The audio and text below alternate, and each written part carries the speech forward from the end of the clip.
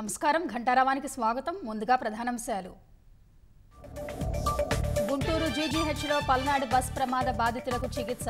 Driver మద్యం మత్తు వల్లే దుర్ఘటన జరిగిందన్న క్షతగాత్రుడు.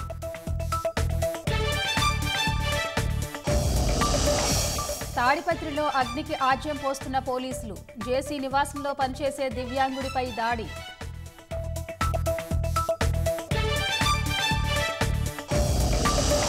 పథకాల నిధులు వైకాపా కాంట్రాక్టర్ల జేబులో వేసే ప్రయత్నాలు. ఈసీ ఆంక్షలు తొలగిపోయినా విడుదల చేయని సీఎస్ జవహర్ రెడ్డి.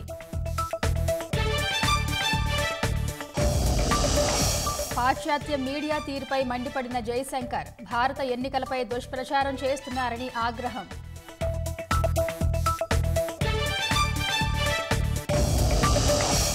రాజస్థాన్లోని రాగి గనిలో కొనసాగుతున్న సహాయక చర్యలు. 8 మందిని కాపాడిన అధికారులు.